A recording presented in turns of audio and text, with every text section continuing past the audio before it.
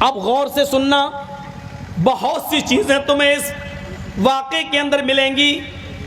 حضرت عمر فاروق اپنے چند لوگوں کو لے کر جب نکلتے ہیں، پہلے یہودیوں کی بستی پڑے گی، اس کے بعد عیسائیوں کی بستی پڑے گی۔ یہودیوں کی بستی میں سازش ہو گئی۔ سنو، عمر اور عمر کے لشکر والے نکل رہے ہیں، عمر کے ساتھی نکل رہے ہیں۔ یہودیوں نے کہا کہ عمر اور عمر کے ساتھیوں کے دلوں سے ایمان کیسے نکالا جائے، ایمان کی کمزوری پیدا کی جائے۔ یہودیوں نے اپنی نوجوان لڑکیوں کو نیم برہنہ کپڑے پہنا کر اپنے گھروں کی چھتوں پر کھڑا کر دیا اور ان کو گندے گندے بیہودہ اشعار، بیہودہ گانے یاد کرا دیے، اور یہ حکم دے دیا کہ میری بیٹیوں، عمر اور عمر کے ساتھی جب یہاں سے نکلیں گے تم اوپر چھتوں سے یہ اشعار پڑھنا، یہ محبت بھرے شعر پڑھنا، ان کو اپنے دامن میں آنے کی دعوت دینا۔ اگر تمہارے اشعار سن کر کوئی بھی بہک جائے اور وہ تمہیں اشارے سے بلائے تو تم بالکل منع مت کرنا، وہ تمہیں جہاں لے جائے چلے جانا۔ اور اگر کسی ایک عمر کے ساتھی نے اگر تمہارے ساتھ منہ کالا کر دیا تو ہم سمجھیں گے کہ تم عمر کے ساتھیوں کے دلوں سے ایمان نکلوانے میں کامیاب ہو گئی ہو۔ یہی سب سے بڑی سازش ہوتی ہے، یہی، اور معاف کیجئے گا یہی سازش آپ کے جلسے بھی اس سے محفوظ نہیں رہے۔ جا کر دیکھ لو، میلہ لگا ہے، اور دیکھ لو آپ کی جوان جوان لڑکیاں چوڑیاں خرید رہی ہیں، جلسوں میں بھی لپسٹک لگا لگا کے آئی ہیں، کریم اور پاؤڈر تھوپ کر آئی ہیں۔ یہ ہنسنے کا نہیں، رونے کا مقام ہے، کیونکہ یہ کوئی اور نہیں ہے، ہماری بیٹیاں اور ہماری بہنیں ہیں۔ بس اتنا کہہ دینا کافی ہے۔ آگے چلیے، حضرت عمر فاروق کے ایک جاسوس نے خبر دی، امیر المومنین یہ پلاننگ ہو چکی ہے، آپ راستہ بدل دیجیے۔ حضرت عمر نے تمام صحابہ کو اکٹھا کیا اور فرمایا کہ لوگوں، یہ پلاننگ ہو چکی ہے، کیا کیا جائے؟ سارے ساتھی کہنے لگے کہ راستہ بدل دو۔ حضرت عمر نے کہا نہیں، راستہ نہیں بدلوں گا، وہ ہمارے دلوں سے ایمان نکالنا چاہتے ہیں، ہم انہیں اپنی ایمان کی مضبوطی دکھانا چاہتے ہیں۔ سبحان اللہ، سبحان اللہ۔ اب ہم اسی راستے سے گزریں گے۔ تمہارے قرآن نے حکم دیا ہے، قل للمؤمنین یغضوا من ابصارہم ویحفظوا فروجہم۔ اے محمد صلی اللہ علیہ وسلم، مومن مردوں سے کہہ دو کہ جب وہ کہیں نکلا کریں، کہیں جایا کریں، تو وہ اپنی نگاہیں نیچی رکھا کریں، اپنی نگاہیں پست رکھا کریں، اپنی شرمگاہوں کی حفاظت کریں۔ لوگوں، ہم سب اسی راستے سے گزریں گے، وہ گندے گندے شعر پڑھ کے ہمیں بہکائیں گی، لیکن ہم لوگ قرآن کی آیتیں پڑھتے ہوئے، اپنی نظریں جھکاتے ہوئے ہم لوگ آگے نکل جائیں گے۔ اور سنو، میں تم سب کا میر کارواں ہوں، سردار ہوں، امیر ہوں، پریسیڈنٹ ہوں۔ پریسیڈنٹ آگے آگے چلتا ہے، لیکن میں اب تمہارے پیچھے پیچھے چلوں گا، تم سب میرے آگے آگے چلو گے۔ میں یہ دیکھوں گا کہ دیکھیں وہ لڑکیاں اشعار پڑھ رہی ہیں، میں یہ دیکھوں گا کہ کسی کی نظر اوپر ان لڑکیوں کی طرف تو نہیں اٹھ رہی ہے۔ اگر میرے کسی ساتھی کی نظر چھت پر کھڑی ہوئی کسی لڑکی کی اوپر پڑ گئی تو عمر کی تلوار اس کی گردن کی اوپر پڑ جائے گی۔ یہاں کس کی گردن پہ تلوار مارو گے؟ یہاں تو ایک لڑکی اگر تھوڑا سا میک اپ کی ہوئی ہے تو اس کی طرف سے نظر ہٹتی نہیں، حل میں مزید، اس سے بھی خوبصورت کوئی نظر آنی چاہیے۔ دوسری پہ پڑی نہیں، یہ بھی کم ہے، اس سے بھی خوبصورت۔ کسی کے اتنے ہاتھ کھولے، نہیں نہیں نہیں، اتنے اور دکھنا چاہیے، اتنا دکھا تو نہیں نہیں، یہاں تک دکھنا چاہیے۔ حل میں مزید کی آواز اٹھتی ہے کہ اور دکھو اور دیکھو۔ لڑکیاں جتنے کم کپڑے پہنتی جا رہی ہیں، نوجوانوں کی طرف سے آواز اٹھتی، حل میں مزید، یہ بھی زیادہ ہے، اور کم اور کم اور کم۔ اور ایک بات بتا دوں، پہچان بتا دوں آپ کو، جس لڑکی کے جسم پر جتنا کم کپڑا ہوگا، سمجھ لو کہ وہ اتنے ہی بڑے باپ کی بیٹی ہے۔ یہ بہت بڑی پہچان بتا دی آپ کو. جس لڑکی کے جسم پر جتنا کم کپڑا ہوگا سمجھ لینا کہ اس کا باپ اتنا ہی امیر ہوگا. یہ امیر باپ کی بگڑی ہوئی بیٹیاں ہوتی ہیں, اور وہ امیر, اس کو میں امیر نہیں مانتا. دولت کا خزانہ ہے تیرے پاس, لیکن تیری دولت مولوی جرجیز کے پیروں کے جوتے کے نیچے. میں نہیں سمجھتا.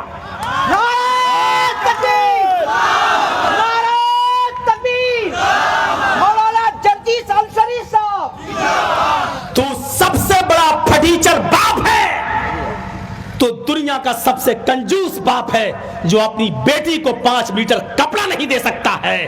تجھ سے بڑا کنجوس کوئی ہے ہی نہیں اس دنیا میں. کاہے کا امیر؟ کس بات کا امیر؟ جو اپنی بیٹی کے جسم کو نہ چھپا سکے. بہت کچھ کہہ دیا میں نے. سمجھدار را اشارہ کافی ہے, سمجھداروں کے لیے اشارہ کافی ہے. حضرت عمر نے تلوار نکالی, گزرو, قافلہ چلنے لگا, یہودی کی بستی آ گئی. امیر المومنین یہودی کی بستی سے گزرنے لگے, ساتھی آگے آگے, عمر پیچھے پیچھے. وہ مکان بھی آ گئے جن پر لڑکیاں کھڑی ہیں یہودیوں کی. گانے گانا شروع, ترانے شروع, نرم و نازک آواز, لب و لہجے میں, سریلی آواز میں عشقی اشعار شروع. جیسی جیسے امیر المومنین کے ساتھی آگے بڑھتے گئے, ان کی بھی آواز شروع ہوتی گئی, نظریں نیچی جاتی گئیں.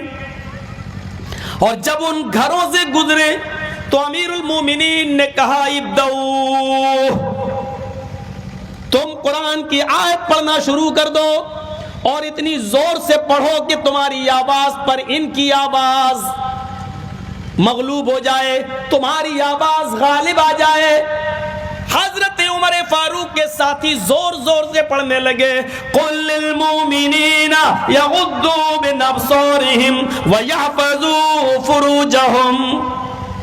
ان گھروں سے گزرتے جا رہے ہیں, کہتے جا رہے ہیں کہ او میری قوم کی بیٹیوں, او میری قوم کی بچیوں, تم مجھے اپنے پاس بلا رہی ہو, میں تمہارے پاس کیسے آ جاؤں؟ ہمارے قرآن نے ہمیں حکم دیا ہے, ہمارے رب نے ہمیں حکم دیا ہے کہ لوگوں, ہائے مردوں, ہائے مسلمانوں, جب بھی تم زمین پر چلو, سڑک پہ چلو, بازاروں میں چلو, گلیوں میں چلو, اپنی نگاہیں نیچی رکھو, اپنی شرمگاہوں کی حفاظت کرو. او میری بیٹیوں, میری بہنوں, میں تمہاری طرف نظر اٹھا کے نہیں دیکھ سکتا, اس لیے کہ ہماری اسلام کی اجازت نہیں, ہمارے نبی کی اجازت نہیں, ہمارے قرآن کی اجازت نہیں. جب وہ تھوڑی اور دور آگے بڑھے تو انہوں نے کہا میری بیٹیوں, میری بہنوں, میں تمہیں بھی پیغام دیتا ہوں, ہمارے قرآن نے, ہمارے اسلام نے تمہیں بھی نصیحت کی ہے.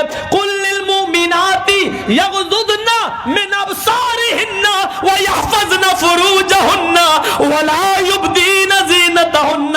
او میری بیٹیوں, میری بہنوں, جب بھی تم بھی کہیں نکلو تو اپنی نگاہیں تم بھی نیچی رکھا کرو, اپنی شرمگاہوں کی حفاظت کرو, اور جو میک اپ, جو بناؤ سنگار تم نے کیا ہے, یہ غیر مردوں کے سامنے ظاہر نہ کیا کرو. ہمارے قرآن نے تمہیں بھی یہی حکم دیا ہے. یہ کہتے گئے اور آگے بڑھتے گئے ان بچیوں کی طرف, اور یہودیوں کی ان لڑکیوں کی طرف انہوں نے نظریں اٹھا کر نہیں دیکھا.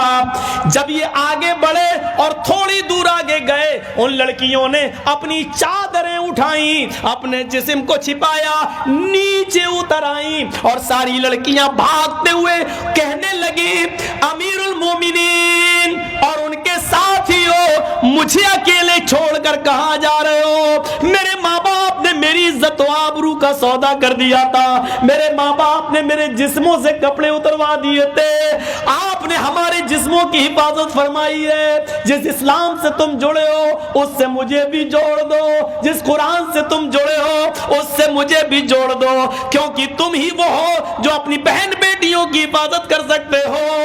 امیر المومنین اور ان کے ساتھیوں, مجھے اپنی زوجیت میں لے لو, مجھے اپنی بیوی بنا لو, میں بھی اسلام سے جڑنا چاہتی ہوں, تم سے تمہارے ساتھیوں سے نکاح کرنا چاہتی ہوں. حضرت عمر نے پیچھے پلٹ کر دیکھا, سر سے پیر تک چھپی ہوئی ان تمام لڑکیوں کو کلمہ پڑھایا, پھر فرمایا بیٹیوں, میری قوم کی بچیوں, میں یروشلم سے جب واپس آؤں گا تو تم تمام لڑکیوں کے نکاح کا انتظام کراؤں گا, تم سب کے رشتے جڑواؤں گا اور تمہیں اسلام پر عمل کرنے کی پوری پوری اجازت دوں گا. میرے بھائیوں, لڑکیوں نے کلمہ پڑھا, اشہدو ان لا الہ الا اللہ و اشہدو ان محمدن عبدہ و رسولہ.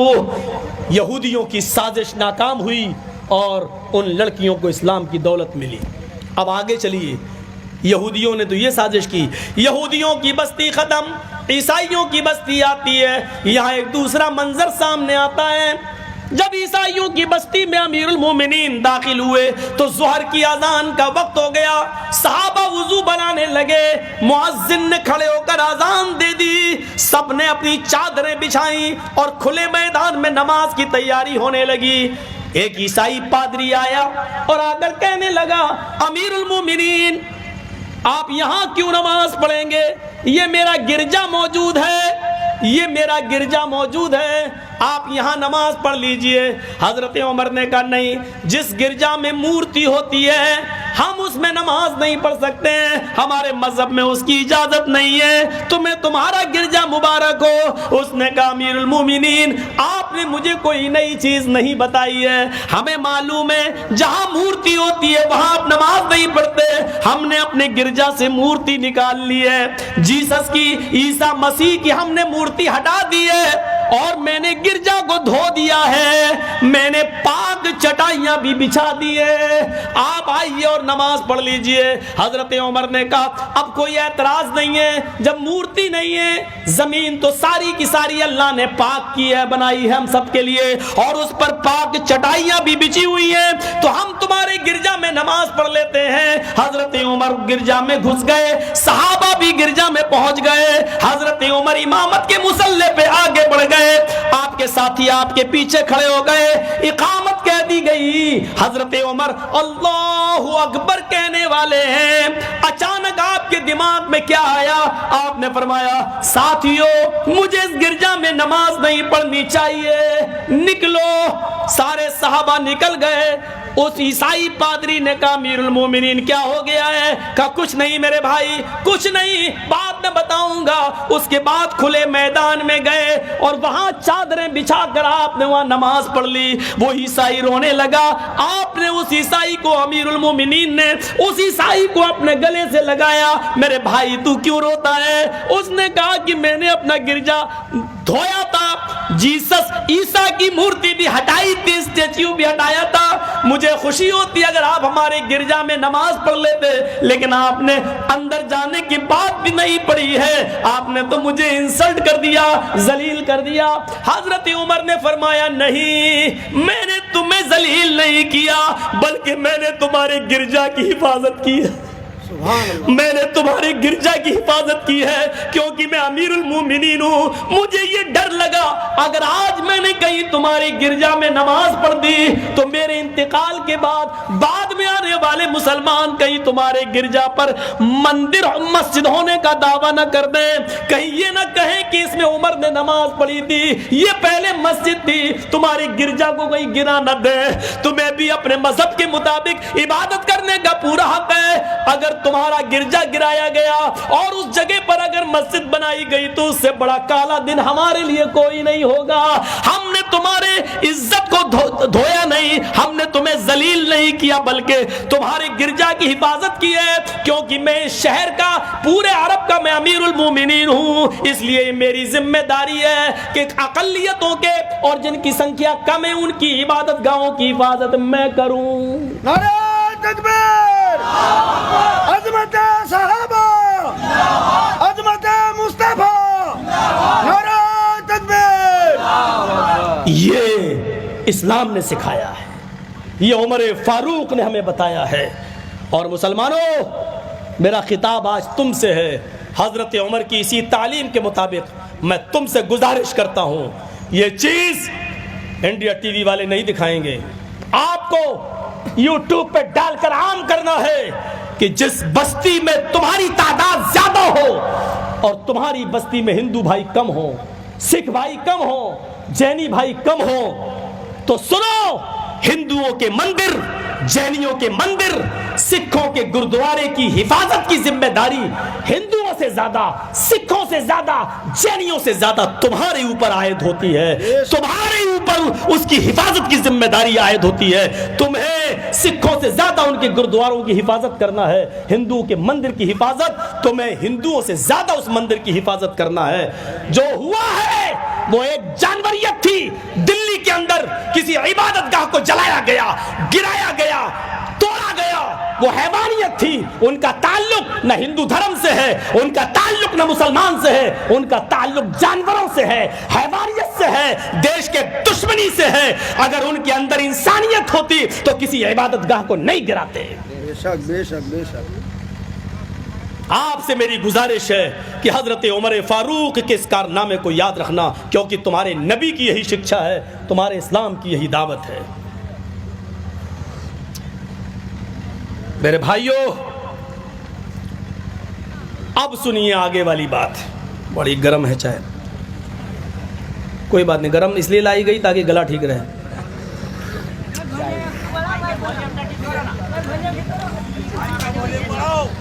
بھائی بار بار شکایت کیوں؟ ٹھیک ہے, ہمارے منہ ہٹا لے رہے ہیں نا تو اس کا یہ کٹ جائے گا سب جب سامنے آ جائے گی.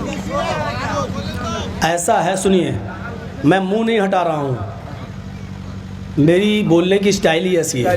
بے شک. دوسری بات یہ کہ میں 20 سال سے تقریریں کر رہا ہوں, منہ کوئی میں آج پہلی بار تھوڑی ہٹا رہا ہوں.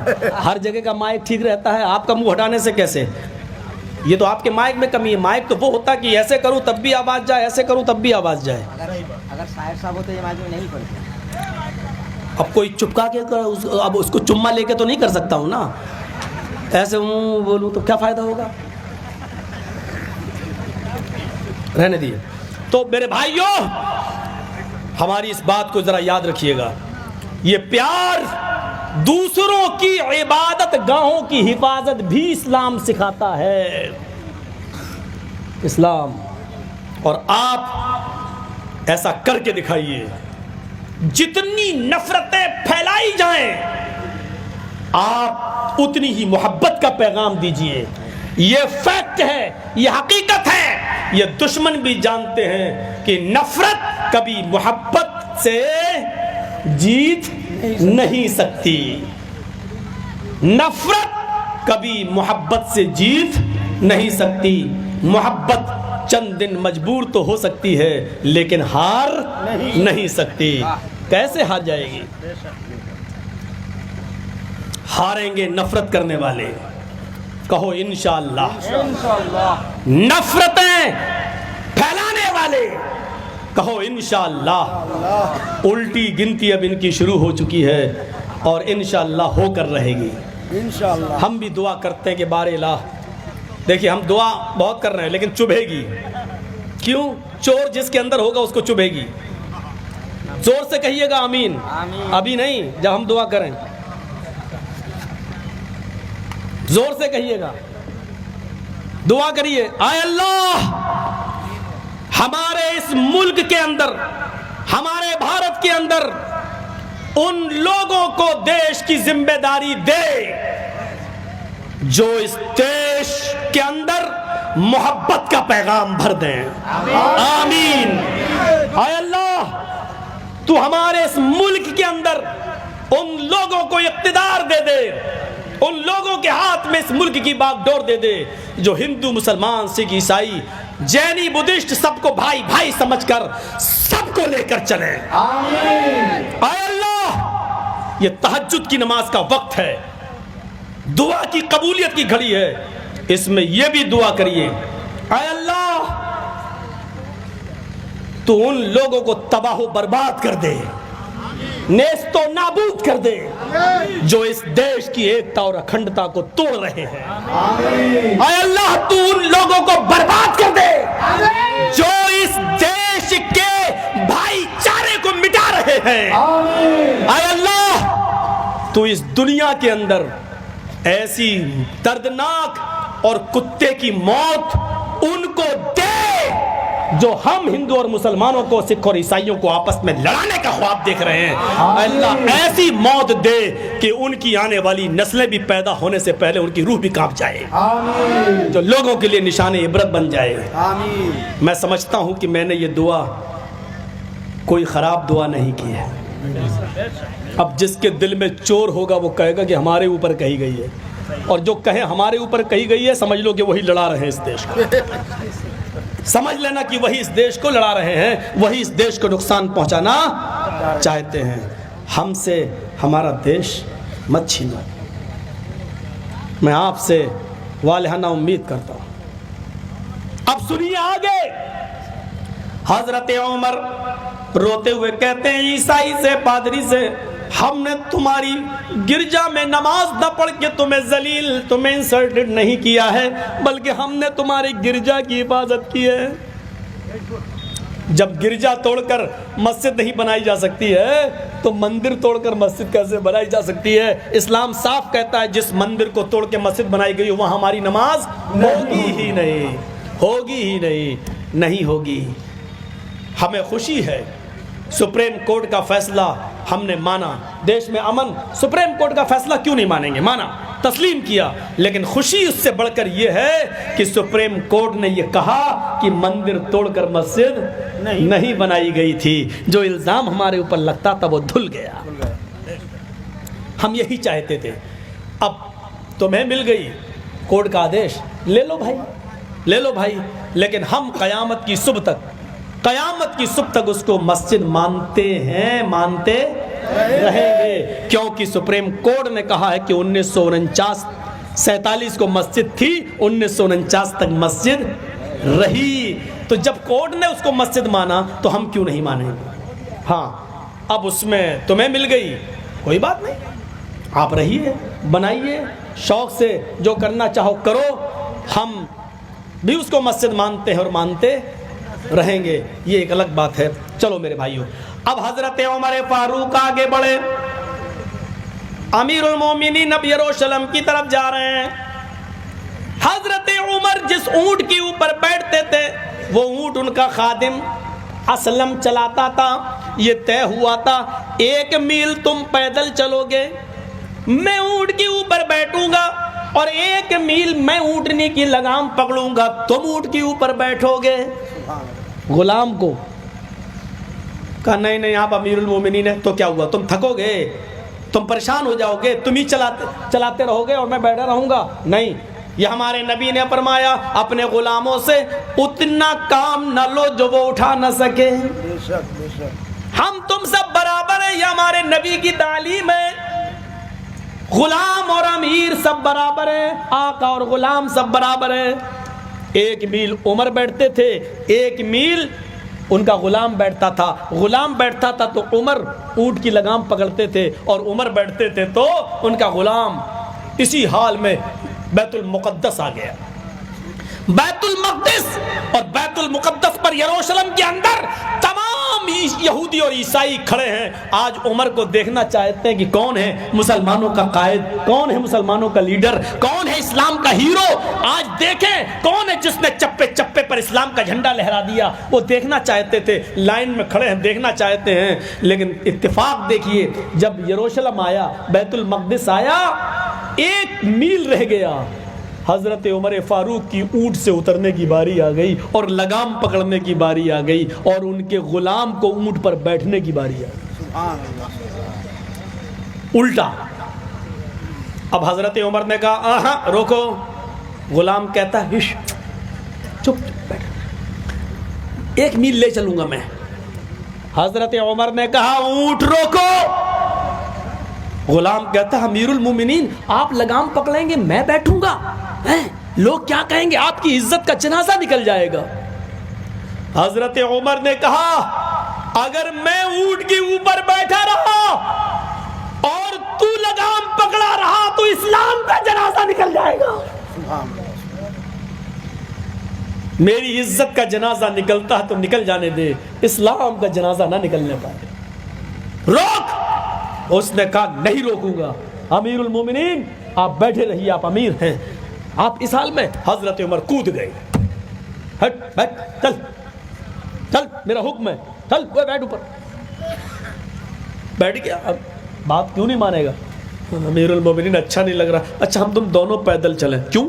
بیٹھو تمہاری باری آئی, بیٹھو. بٹھال دیا اور لگام پکڑ کے چل رہے ہیں بیت المقدس تک. یہودی اور عیسائی مسلمانوں سے کہہ رہے ہیں تمہارا امیر المومنین وہ ہے جو اونٹ کے اوپر بیٹھا ہوا ہے, بڑا پتلا دبلا ہے لیکن بڑا طاقتور ہے, پورے اسلام کا پرچم لہرا دیا. وہ امیر المومنین ہے جو اونٹ کے اوپر بیٹھا ہوا ہے. اور مسلمان کہتے ہیں نہیں, اے یہودیو اے عیسائیو, میرا امیر المومنین وہ نہیں ہے جو اونٹ کے اوپر بیٹھا ہے. ہمارا امیر المومنین تو وہ ہے جو اونٹنی کی لگام پکڑے ہوئے ہے. اس کی باری پکڑنے کی آ گئی, اس نے اپنا حق اپنے غلام کو نہیں دیا, اس نے اونٹنی کی لگام پکڑ لی اور غلام کے اونٹ پر بیٹھنے کی باری آ گئی. اس نے اس کو اونٹ پر بٹھایا کیونکہ وہ سب کچھ کر سکتا ہے لیکن انصاف کا گلا نہیں گھونٹ سکتا, نیائے کا گلا نہیں گھونٹ سکتا. سبحان اللہ. حضرت عمر اسی حال میں اونٹنی کی لگام پکڑ کر بیت المقدس کے دروازے پر پہنچے اور وہاں کھوٹی سے اونٹنی کو باندھا. مسجد کے اندر گئے, 2 رکعت نماز پڑھ کر باہر نکلے. جب باہر نکلے تو حضرت عمر کا یہ عدل, یہ انصاف دیکھ کر دروازے کے باہر بہت سے یہودی اور عیسائی ایسے تھے کہ ان کی زبان سے کلمہ نکل رہا تھا, اشہد ان لا الہ الا اللہ واشہد ان محمدن عبدہ ورسولہ. عمر تیرے انصاف کو دیکھ کر مجھے حیا آ گئی, اب اسلام قبول کرنے کے علاوہ میرے پاس کوئی چارہ نہیں. سبحان اللہ. یہ عدل اور یہ انصاف اگر ہمارے ملک کے اندر قائم ہو جائے, امیر اور غریب کے درمیان سے فرق مٹ جائے, تو میرے بھائیوں اس دیش کے اندر امن اور شانتی کی گنگا بہنے لگے. یہ ہونا چاہیے. ہمارا ملک دنیا کا سب سے بڑا سیکولرزم جمہوری ملک ہے. یہاں سے زیادہ جمہوریت, یہاں سے زیادہ اپنی بات کو پوری آزادی کے ساتھ کہنے کا ادھیکار کسی دوسرے ملک کے اندر نہیں ہے. اور یہ ہمارے دیش کے پردھان منتری مودی جی کی دین نہیں ہے, یہ مت سمجھنا. یہ گرہ منتری جی امت شاہ کی دین یہ نہیں ہے. یہ اپنی بات کو آزادی کے ساتھ کہنے کا حق ہمارے اس دیش کے سمویدھان نے, قانون نے ہمیں دیا ہے. بابا امبیڈکر نے دیا ہے, ان کے بنائے ہوئے قانون نے دیا ہے, مہاتما گاندھی نے دیا ہے. میرے بھائیوں, یہ کسی کی ببوتی نہیں ہے, یہ ایک سمویدھان نے یہ حق ہمیں دیا ہے, قانون نے ہمیں یہ حق دیا. اور ہم اسی قانون کی دہائی, آج جتنی بھی جگہ پر امن پروٹیسٹ احتجاج ہو رہے ہیں, جتنی بھی جگہ ہو رہے ہیں, یہ کیا ہے؟ یہ احتجاج اسی سمویدھان کا ایک حصہ ہے. ہمیں سمویدھان اجازت دیتا ہے. شاہین باغ پہ بیٹھی ہوئی عورتوں کے بارے میں بھی سپریم کورٹ نے کیا کہا ہے؟ کیا کہا ہے؟ یہ کہا ہے کہ راستہ نہ روکا جائے, لیکن پروٹیسٹ احتجاج ان کا سمویدھانک رائٹ ہے, ان کا سمویدھانک حق ہے. ٹھیک ہے, راستے پر سپریم کورٹ جو فیصلہ کرے گا ہم اس کو بھی مانیں گے. میرے بھائیوں, ہمیں اس دیش میں رہنا ہے تو سمویدھان کو ماننا ہے. ہمیں اس ملک میں رہنا ہے تو ہمیں سمویدھان کو ماننا ہے. اور کیوں نہیں مانیں گے؟ اس دیش سے محبت, اس دیش سے پیار, یہ ہمارے نبی نے ہمیں بتایا ہے. آپ کو معلوم ہے؟ اور میڈیا والوں سنو, ہم سے زیادہ دیش بھکتی کی تقریر کون کرے گا؟ سنو, ہمارے نبی جب مکہ سے نکالے جا رہے اور مکے میں جب پریشان کر دیا گیا, مکہ چھوڑ کے جب مدینے جاتے ہیں تو آپ آخری دیدار خانہ کعبہ کا کرتے ہیں اور اس کا غلاف پکڑتے ہیں تو روتے ہوئے کیا کہتے ہیں؟ اے کعبہ مجھے تیرے باشندوں نے مجبور کر دیا ہے، اگر مجھے تیرے باشندے مجبور نہ کرتے، مجھے اس مکے کے رہنے والے اگر مجبور نہ کرتے تو میں تجھے چھوڑ کے کبھی نہیں جاتا۔ جب آپ گئے، سنیے وطن کی محبت، جب آپ گئے مکے سے نکل کر مدینے کے بارڈر میں قدم رکھتے ہیں تو پلٹ کے پھر مکے کی طرف دیکھتے ہیں۔ مکے کی طرف دیکھنا اس بات کا اشارہ ہے کہ وطن کی محبت ہمارے دل سے نہیں نکل رہی ہے۔ حضرت ابراہیم بھی جب ان کے باپ آزر نے ان کو عراق سے نکالا، اور جب عراق سے وہ اور لوط علیہ السلام اور ان کی بیوی سارہ، لوط علیہ السلام اور ابراہیم کی بیوی سارہ جب عراق سے نکلتی ہے، نہیں رہنے دیا جاتا ہے، عراق والوں نے نکالا، اور کی بستی سے نکالے گئے، اور جب عراق سے نکل کر ملک شام سیریا پر قدم رکھتے ہیں تو حضرت ابراہیم عراق کو پلٹ کر دیکھتے اور کیا کہتے ہیں؟ قرآن پڑھیے، انی ذاہب الی ربی سیہدین۔ اے عراق، اے میری بستی، اے وطن، میں تیری محبت کو خیر آباد کہہ کر، میں تیری محبت کو قربان کر کے میں اپنے رب کی طرف جا رہا ہوں، جہاں وہ لے جائے گا میں اس بستی کی طرف جا رہا ہوں۔ یہ نبیوں نے ہمیں بتایا، یہ رسولوں نے بتایا کہ وطن کی محبت ہمارے دل سے نہیں نکلنا چاہیے، یہ ہمارے قرآن کی تعلیم کا حصہ ہے۔ میں کیسے اس دیش کی محبت کو اپنے دل سے نکال دوں، میں اس دیش سے پیار کیسے اپنے دل سے نکال دوں، یہ ہمارے ایمان کا حصہ ہے کہ ہم اس دیش سے پیار کریں، اس دیش سے محبت کریں۔ مدینہ جانے کے بعد پڑھیے میرے بھائیو زاد المعاد ابن قیم کی، مدینہ جانے کے بعد اللہ کے رسول جب مدینے میں سوتے تھے تو سوتے ہوئے آدھی رات کے بعد کروٹ آپ کی، چہرہ آپ کا مڑ جاتا تھا۔ صحابہ نے کہا آپ کا چہرہ ادھر کیسے گھوم جاتا ہے؟ آپ نے پوچھا صحابیوں جانتے ہو ادھر کیا ہے؟ صحابہ نے کہا نہیں، کہا ادھر میرا شہر مکہ ہے اور وطن کی محبت میرے دل سے نہیں نکلتی، مکے کی محبت میرے دل سے نہیں نکلتی۔